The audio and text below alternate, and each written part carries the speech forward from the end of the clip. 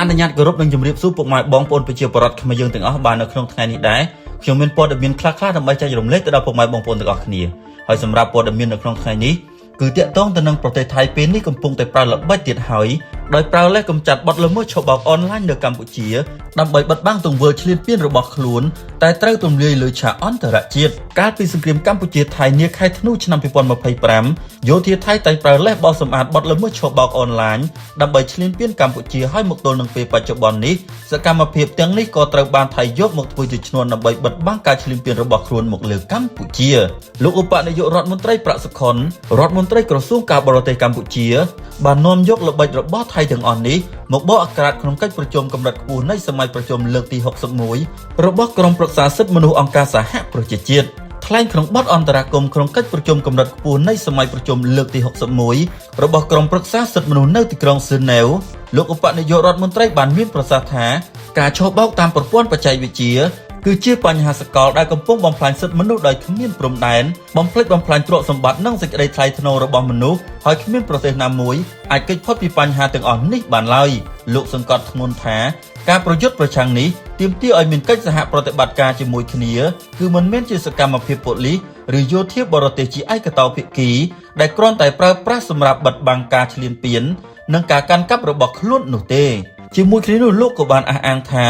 អាញាធរកម្ពុជាបានបង្ក្រាបបណ្ដាញឧក្រិដ្ឋកម្មបានយ៉ាងច្រើនជួយសង្គ្រោះជនរងគ្រោះបានរាប់ពាន់នាក់និងបានចាប់ខ្លួនឧក្រិដ្ឋជនជាច្រើននាក់យើងកំពុងរៀបចំច្បាប់ពិសេសមួយស្ដីពីការប្រយុទ្ធប្រឆាំងការឆបោកតាមប្រព័ន្ធបច្ចេកវិទ្យាដែលសរបញ្ជាក់ពីការបដិញ្ញាចិត្តយ៉ាងមុតមមយូរអង្វែងរបស់កម្ពុជាក្នុងការលុបបំបាក់ស្មារតីបទល្មើសនេះលោកបានឲ្យដឹងទៀតថាដើម្បីដោះស្រាយបញ្ហាប្រឈមដ៏ធំនេះកម្ពុជាក៏បានចូលរួមក្នុងកិច្ចខិតខំប្រឹងប្រែងរួមគ្នាជាមួយភាគីពាក់ព័ន្ធទាំងក្នុងកម្រិតជាតិទ្វេភាគីនិងពហុភាគីផងដែរគូបញ្ជាក់ថាកាលពីដើមខែកុម្ភៈឆ្នាំ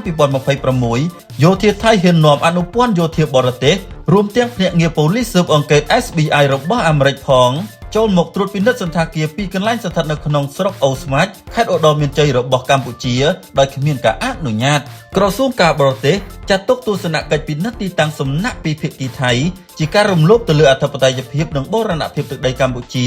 ដោយសារភាគីថៃមិនបានសុំការអនុញ្ញាតយល់ព្រមពីរាជរដ្ឋាភិបាលកម្ពុជានៅឡើយយើងងាកមកមើលខាងស្ថាប័នព័ត៌មានអន្តរជាតិធំៗចំនួន4ក៏បាននឹងកំពុងបកអាក្រាតមុខមាត់ពិតរបស់យោធាថៃការផ្ដល់បទសម្ភាសន៍ដ៏មុតស្រួចបកអាក្រាតមុខមាត់ពិតរបស់យោធាថៃឈ្លានពានទៅកាន់សារព័ត៌មានអន្តរជាតិធំៗរួមមាន Reuters, Fox News, France 24និង AFP អាចនិយាយបានថាជាយុទ្ធសាស្ត្រការទូតដ៏មានសក្តានុពលរបស់នាយករដ្ឋមន្ត្រីនៃកម្ពុជាគឺសម្ដេចបវរធិបតីហ៊ុនម៉ាណែតយ៉ាងណាភាគីថៃដែលជាអ្នកឈ្លានពានក៏មិននៅសៀមឲ្យកម្ពុជាហែកមុខមាត់ខ្លួនតាមអំពើចិត្តនោះដែរតាមរយៈជំនាញបំភ្លេចបំភ្លើសបំភាន់ភូតភរកុហកសាធារណមតិអន្តរជាតិរបស់លោកសីហស័កភួងកេតកែវបាននឹងកំពុងធ្វើឲ្យពិភពលោកវង្វេងវង្វាន់តាមអ្នកការទូតថៃរូបនេះផងដែរនៅក្រៅមេឃដ៏ខៀវស្រងាត់ក្នុងរដ្ឋធានីព្រុចសែលនៃប្រទេសបែលហ្សិកសម្ដេចធិបតីហ៊ុនម៉ាណែតបានផ្ដល់បទសម្ភាសន៍ផ្ដាច់មុខដល់សារព័ត៌មាន AFP ដែលជាប្រព័ន្ធផ្សព្វផ្សាយអន្តរជាតិដ៏ធំមួយថាយើងមិនមែនកំពុងបង្កើនភាពតានតឹងនោះទេគឺយើងចង់បានការបន្ធូរបន្ថយភាពតានតឹងយើងចង់បានការរួមរស់ដោយសន្តិវិធីយ៉ាងណាសម្ដេចបវរធិបតីមិនបានបញ្ជាក់ទេថាតើយោធាថៃដណ្ដើមយកទឹកដីបានប៉ុន្មានប៉ុន្តែសម្ដេចកត់សម្គាល់ថាយោធាថៃបាននឹងកំពុងកាន់កាប់ជ្រៅនៅក្នុងទឹកដីកម្ពុជាហួសពីផែនទីដែលរាជធានីបាងកកគូវាដោយឯកតោភាគីទៅទៀតនៅពេលសួរថាតើកងទ័ពកម្ពុជានឹងប្រយុទ្ធដើម្បីដណ្ដើមយកទឹកដីដែលបាត់បង់មកវិញដែរឬទេសម្ដេចបានមានប្រសាសន៍ថាយើងតែងតែប្រកាន់ភ្ជាប់នៅដំណោះស្រាយដោយសន្តិភាពនិងបន្ធូរបន្ថយភាពតានតឹងសូមជម្រាបថាប្រទេសក្បែរខាងជាមួយគ្នាគឺកម្ពុជាថៃមានចំនួនព្រំដែនរាប់សតវត្សមកហើយជាពិសេសក្រោយការកំណត់ព្រំដែនអន្តរជាតិក្នុងសម័យអាណានិគមបារាំងជាមួយនឹងប្រទេសសៀមក៏ប៉ុន្តែក្រោយមកសៀមធ្វើជាមិនទទួលស្គាល់ការកំណត់ផែនទីស្របច្បាប់អន្តរជាតិនេះវិញដោយពួកគេបានលួចគូសផែនទីដោយឯកតោភាគីឬហៅមកយ៉ាងថាជាផែនទីចោលហើយទាមទារយកទឹកដីកម្ពុជាដោយខុសច្បាប់ជារឿយៗថៃតែងតែបង្កើតលេសផ្សេងៗដើម្បីឈ្លានពានកម្ពុជាស្ទើរគ្រប់សម័យកាលក្នុងស្រមោលនៃមហិច្ឆតាវាទីនិយម ដើម្បីពង្រីកទឹកដីរបស់ខ្លួនយ៉ាងណារាជរដ្ឋាភិបាលរាជធានីភ្នំពេញបានខិតខំប្រឹងប្រែងដោះស្រាយចំនួនដោយសន្តិវិធីនិងស្របទៅតាមច្បាប់អន្តរជាតិតាមរយៈការប្រើគណៈកម្មាធិការចម្រុះព្រំដែនរួម JBC ដើម្បីធ្វើជាយន្តការដោះស្រាយទំនាស់ព្រំដែនការប្រើយន្តការ JBC កំណត់ខណ្ឌសីមានិងបោះបង្គោលព្រំដែនគោកសម្ដេចបវរធិបតីហ៊ុនម៉ាណែតបានមានប្រសាសន៍ប្រាប់ទៅកាន់ ASP ថាទោះបីជាមានលទ្ធផលបែបណានៃដំណើរការនៃការកំណត់ខណ្ឌសីមានេះកម្ពុជាត្រៀមខ្លួនរួចជាស្រេចដើម្បីទទួលយកវាហើយយើងសង្ឃឹមថាប្រទេសថៃក៏ទទួលយកវាដូចគ្នាលើពីនេះសម្ដេចបវរធិបតីក៏បានបង្ហាញពីការព្រួយបារម្ភអំពីស្ថានភាពព្រំដែនដ៏ផុយស្រួយនិងគ្មានស្ថិរភាពនាពេលបច្ចុប្បន្ននេះផងដែរគូបញ្ជាក់ថាក្រៅពីផ្ដល់បទសម្ភាសន៍ជាមួយកាសែតបារាំង ASP សម្ដេចនាយករដ្ឋមន្ត្រីនៃព្រះរាជាណាចក្រកម្ពុជា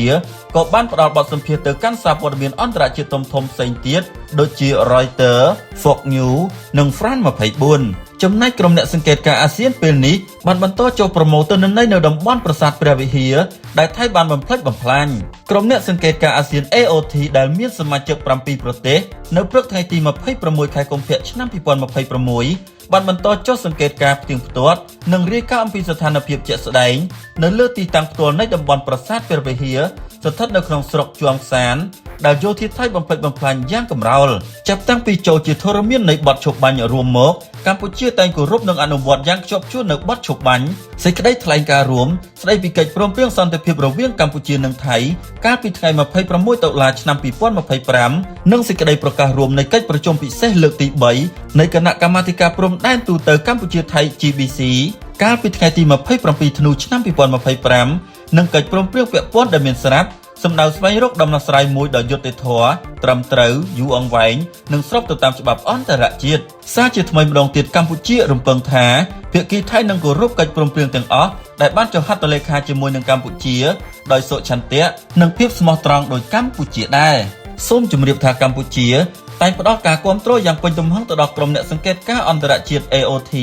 ដើម្បីផ្ទៀងផ្ទាត់និងធានាការអនុវត្តនៅបទឈប់បាញ់ឲ្យបានពេញលេញនិងប្រកបដោយប្រសិទ្ធភាពក្រោមបទឈប់បាញ់ចូលជាធរមានក្រុមអ្នកសង្កេតការណ៍ AOT បានចុះត្រួតពិនិត្យប្រមូលទិន្នន័យនៅតាមទីតាំងសំខាន់ៗជាច្រើនរបស់កម្ពុជាដែលយោធាថៃបានបំផ្លាញនៅក្នុងខេត្តពោធិ៍សាត់ឧត្តរមានជ័យសៀមរាបបន្ទាយមានជ័យនិងព្រះវិហារមិនត្រឹមតែប៉ុណ្ណោះទេពេលនេះមេដឹកនាំកម្ពុជានិងប្រធានក្រុមប្រឹក្សាអឺរ៉ុបបានពិភាក្សាគ្នាជុំវិញចំនួនព្រំដែនកម្ពុជាថៃសម្ដេចនាយករដ្ឋមន្ត្រីហ៊ុនម៉ាណែតនិងលោកអេនតូនីញ៉ូខូស្តាប្រធានក្រុមប្រឹក្សាអឺរ៉ុបបានជួបពិភាក្សាគ្នានៅរាជធានីប្រុចសែលប្រទេសបែលហ្សិកក្នុងចំណោមប្រធានបទសំខាន់ៗ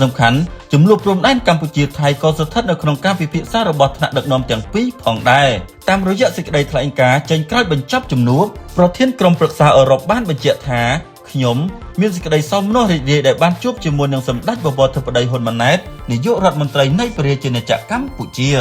យើងបានបញ្ជាក់ជាថ្មីនៅមហិច្ឆតារួមរបស់យើងសម្រាប់ទំនាក់ទំនងសហភាពអឺរ៉ុបអាស៊ានឲ្យកាន់តែរឹងមាំនិងសារៈសំខាន់នៃការគោរពច្បាប់អន្តរជាតិរួមទាំងបូរណភាពទឹកដីផងដែរលោកបន្ថែមថាសហភាពអឺរ៉ុបសូមស្វាគមន៍ចំពោះកិច្ចព្រមព្រៀងបទឈប់បាញ់របស់កម្ពុជាថៃហើយលោកអំពាវនាវឲ្យភាគីទាំងពីរអនុវត្តដោយស្មោះត្រង់ជាមួយគ្នាសហភាពអឺរ៉ុបបានវាតម្លៃខ្ពស់ចំពោះការគាំទ្ររបស់កម្ពុជាដល់អង្គការសហប្រជាជាតិសូមជម្រាបថាចាប់តាំងពីពាក់កណ្ដាលឆ្នាំ2025យោធាថៃបានបើកប្រតិបត្តិការឈ្លានពានកម្ពុជាហើយក្រោយផ្អាកសង្គ្រាមជាមួយនឹងគ្នាយោធាថៃបន្តរំលោភបំពានចូលមកកាន់កាប់តំបន់ជាច្រើនក្នុងដែនដីកម្ពុជាជាមួយគ្នានេះយោធាថៃបានរាយលុះបន្លានិងដាក់ទូកុងតឺន័ររារាំងមិនឲ្យប្រជាជនស៊ីវិលកម្ពុជាជាង 80000 នាក់វិលត្រឡប់ទៅផ្ទះសម្បែងវិញសម្រាប់ព័ត៌មាននៅក្នុងថ្ងៃនេះខ្ញុំសូមបញ្ចប់សូមអរគុណនិងសូមជម្រាបលា